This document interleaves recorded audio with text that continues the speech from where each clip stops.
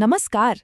आज की कहानी सिर्फ स्टील की नहीं है, ये कहानी है एक सपने की, एक आत्मनिर्भर राष्ट्र बनाने के सपने की। और इस सपने को हकीकत में बदला बोकारो स्टील प्लांट ने। एक ऐसा जबरदस्त प्रोजेक्ट जिसने, आप कह सकते हैं, भारत के इंडस्ट्रियल फ्यूचर की शक्ल ही बदल दी। और इसकी नींव वो तो एक बहुत बड़े विजन पर रखी गई थी। तो बोकारो के पीछे विजन क्या था? बहुत सीधा और साफ कि इसे देश का पहला स्वदेशी स्टील प्लांट बनाना है।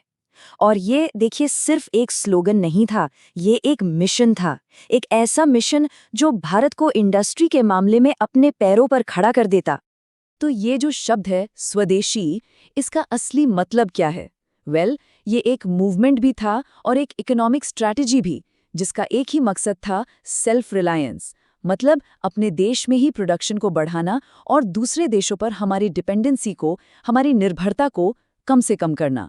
और बस इसी स्पिरिट ने, इसी भावना ने बोकारो जैसे एक बहुत बड़े सपने को जन्म दिया। तो चलिए अब इस प्लांट की ओरिजिन स्टोरी में चलते हैं।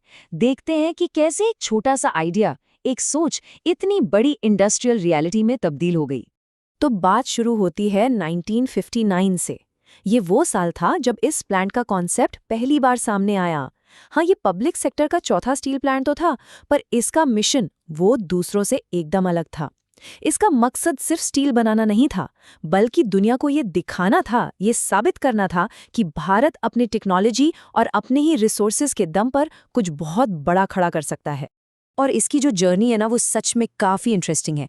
देखिए, 1959 में ये सिर्फ एक आइडिया था। फिर 1964 में इस सपने को हकीकत बनाने के लिए सोवियत यूनियन के साथ एक बहुत ज़रूरी अग्रीमेंट साइन हुआ। 1968 में ज़मीन पर काम शुरू हुआ, मतलब कंस्ट्रक्शन ऑफिशियली स्टार्ट हो गया। और उसके ठीक 4 साल बाद 1972 में पहली ब्लास्ट फर्नेस ने काम करना शुरू कर दिया। मतलब आप देखिए कितनी सोची समझी और स्टेडी प्रोग्रेस थी ये। तो ठीक है, कंस्ट्रक्शन शुरू हो गया। अब कहानी को थोड़ा और आगे लेके चलते हैं। देखते हैं कि इस प्लांट ने ऑपरेशन कैसे शुरू किया और कैसे ये इंडिया के नेशनल स्टील फ्रेमवर्क का एक इतना ज़रूरी हिस्सा बना। फरवरी 1978 आते-आते प्लांट ने एक बहुत बड़ा माइलस्टोन अचीव कर लिया था। क्या हुआ था?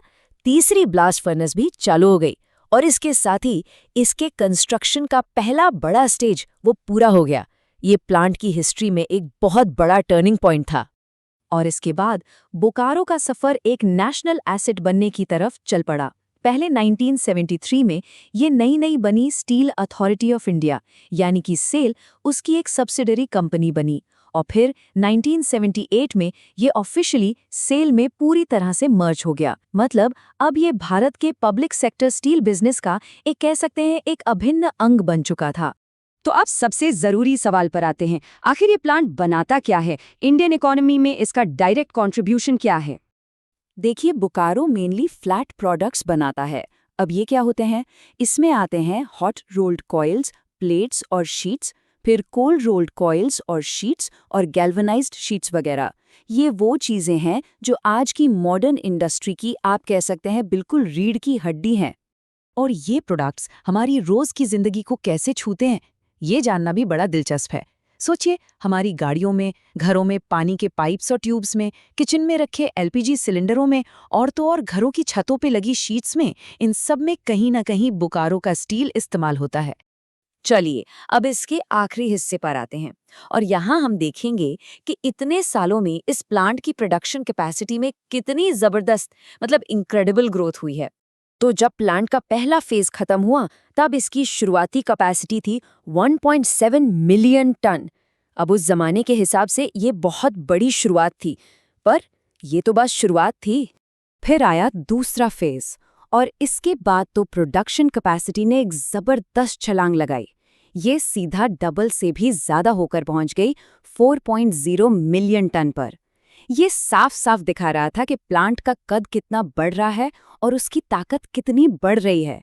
और आज की बात करें तो लगातार मॉडर्नाइजेशन के चलते बोकारो की लिक्विड स्टील बनाने की कैपेसिटी अब 4.65 मिलियन टन तक पहुंच चुकी है।